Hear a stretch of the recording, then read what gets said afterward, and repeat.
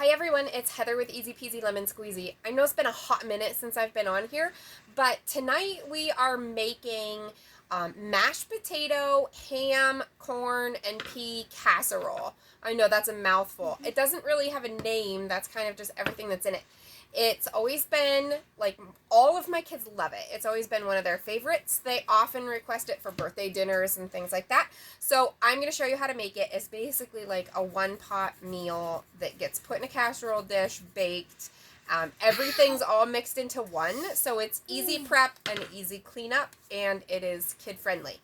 So we are starting by, you can see Tucker has been helping me out dice up some potatoes. So we have those in our big pot here. You can see we just make regular mashed potatoes like you normally would. So my only tips and tricks that I have, try to cut your potatoes so that they're all evenly sized so they cook evenly. But I put enough water in the pan just to cover the potatoes. Then I add some salt in there, a kind of liberal amount of salt. Potatoes are very starchy, so they can handle a lot of salt. And then I also throw in just a little, like a chicken bouillon cube. I throw that in there and let that melt around. It just gives the potatoes a little bit of extra flavor. So I am going to pause you for a moment while I get the potatoes rolling. I will be right back. Okay, so I just wanted to clarify a couple things, because I know some people, if they're not cooking, they don't know, like, when I use terms like a liberal amount of salt. So I probably put maybe like a tablespoon of salt in with my potatoes, maybe a little less than that. And a chicken bouillon cube. So this is what I have right here, this jar, and then they just come in little cubes like this that you unwrap, and I just throw one in. You can also get a jar like this that's granules. It's not cubes like that. So if that's the case, I would just throw like a spoonful of those granules in with the water and stir it around. It just gives the potatoes a little extra flavor. So the next thing that we're going to do for this, so the potatoes are on, they're boiling. We're going to boil those for, like, once the water comes to a boil, then we're going to boil them for about 10 minutes. Just a minute, please. We're going to boil those for about 10 minutes and then drain the water off. And then we'll pick it up from there. Next thing we're going to add is this slab of ham. This is a ham steak. See that there? So what I do is, shh, please, Tucker, be quiet. I will just cut this open. Tucker, I'm going to ask nicely one more time to please be quiet. I'm going to open this slab of ham, and I'm going to dice it up. So I'm just going to pause the video while I do that, and then I'll show you what it looks like. Okay, so now Tucker and I have cut up that ham steak. You can see our little pile of ham here. We just diced it up into little pieces. Yep.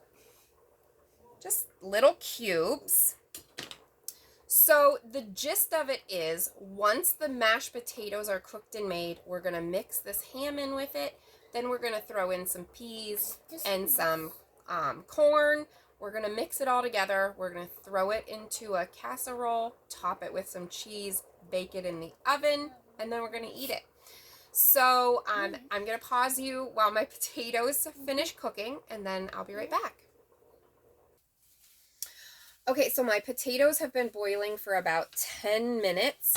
I just wanted to show you guys this little gadget here. I have all these weird kitchen things, but this is like a strainer that clips right onto your pot. It has these little grippy clips.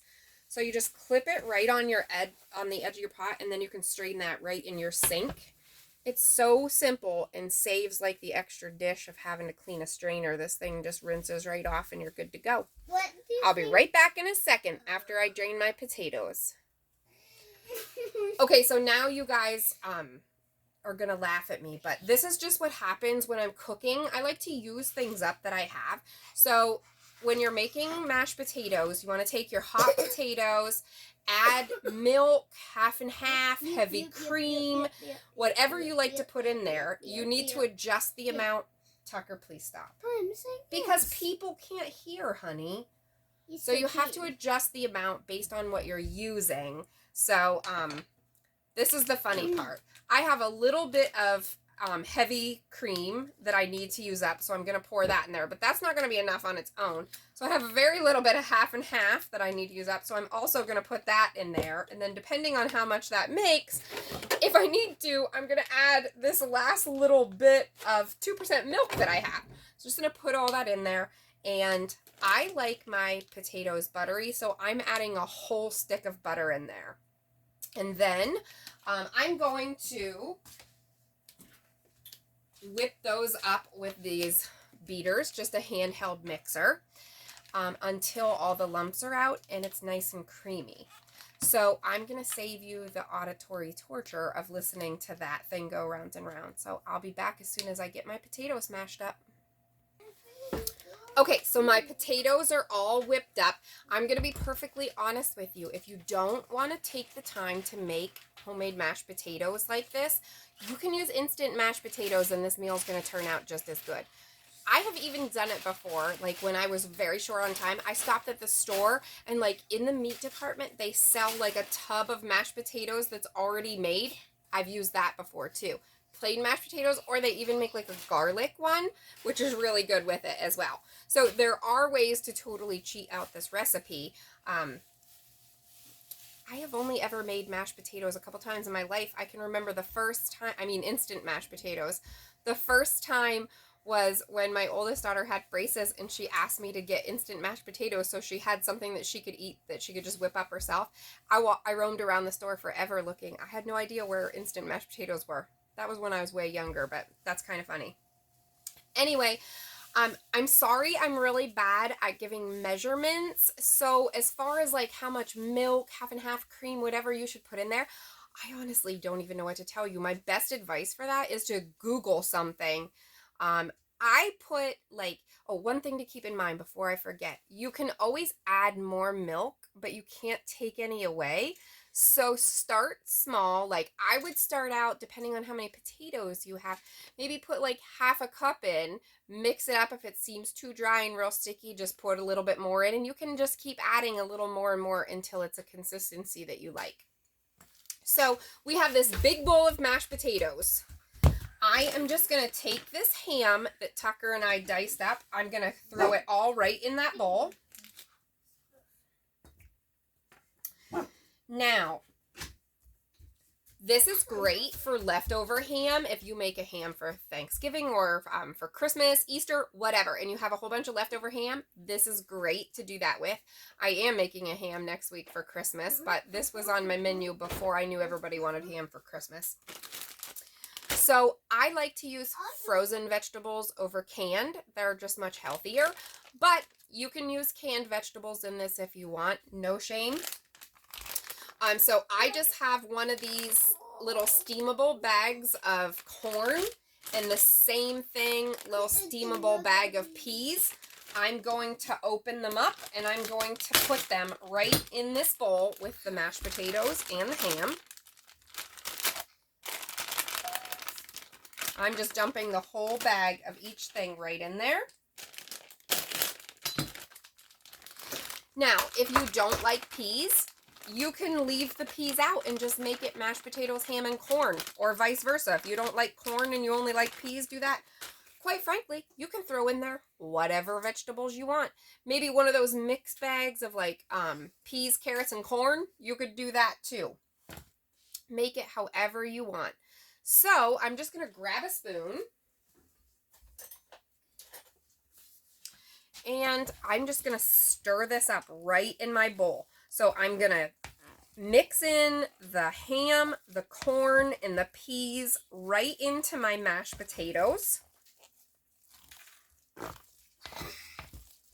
So this is also a nice way to get your kids to eat vegetables. So if they have a hard time just eating like a spoonful of peas on their plate, when it's mixed in with all the other stuff, it doesn't seem quite so bad.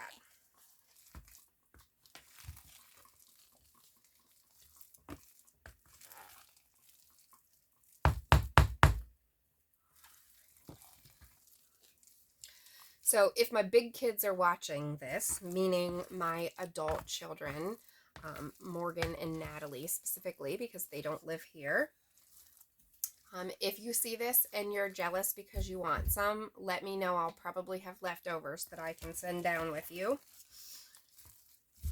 So now that that's all mixed up, I have this casserole dish. I just buttered it to kind of help the potatoes not stick to the side. I'm going to transfer all of this right into my casserole dish.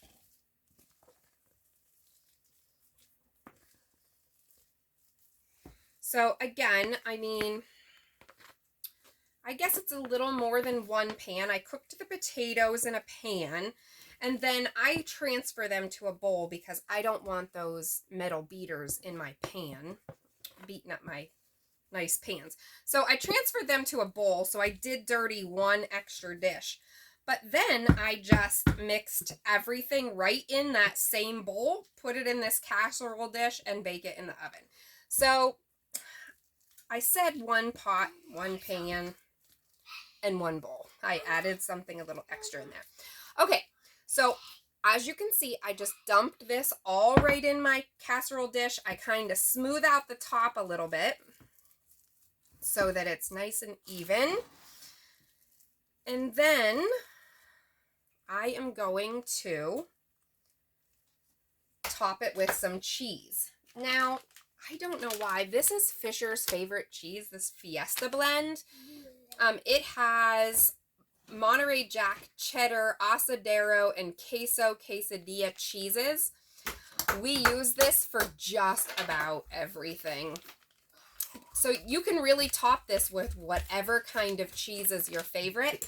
And if you don't like cheese or can't have cheese, you don't even have to put cheese on the top. You can just bake it just like this, which I do sometimes if I don't have cheese, and my kids love it just as much. I love cheese. Tucker loves cheese, so we're going to top it with some cheese today. But cheddar cheese would be great. Even Parmesan cheese would be good on here. I love those. So then once I get this cheese on here, I am going to bake it in an oven set at 350 degrees. And you don't have to bake it real long because everything is cooked. So we're basically just going to bake it long enough to heat through, melt the cheese on top, maybe about 20-25 minutes. And then I'll show you what it looks like when it comes out of the oven. Okay, so I was going to show you what it looks like when it comes out of the oven, but truthfully, my phone won't stay paused that long. The screen will go dark, or it only pauses for so long, and then it just ends the video, and I don't know how to splice two videos together. Hopefully someday somebody can help me with like video editing and stuff. I would love to be able to turn more than one piece of video and put it together and make one whole thing. That would be a lot easier than to keep pausing and starting, because that's the only thing I know how to do. So hopefully someday I'll like be famous and can afford to hire someone to do that for me. I don't know. Anyway, you can just make it and then see what it looks like when it's done yourself. Let me know in the comments if you make this and if you like it or not, because honestly, everybody in my family just loves this. I don't even know how I came across it. I don't know if I made it up, if I saw it somewhere, whatever, but mashed potatoes, ham, corn, peas. That's it. And then in the mashed potatoes, of course, you need butter and milk, some salt. That's pretty much it. It's very easy peasy, lemon squeezy. Cheese on top. You got a whole meal all in one pan. It's kid friendly. They love it. So I hope to do more videos now. I was not making videos for a while because I was super busy. It was hunting season. I got 1 deer. Fisher got 3 deer. We've basically been processing venison for weeks. It's been kind of crazy. But anyway, shout out to the Amish in Annan Creek if you're local to me. The Amish have a processing center up Annan Creek. They make awesome venison stuff, and it is so reasonably priced. Like, you couldn't make the stuff for as cheap. Like, a whole big bologna roll that's like a foot long is like $6. So you just take your deer there, tell them what all you want, they process it, call you when it's ready, you go pick it up. It's so reasonably priced. It is so worth it. Anyway, like, follow whatever you need to do here for more recipes, how-tos, tips, tricks, ideas, and maybe a little homesteading stuff. You never know what you're going to get here at Easy Peasy Lemon Squeezy. Thanks. Have a good night.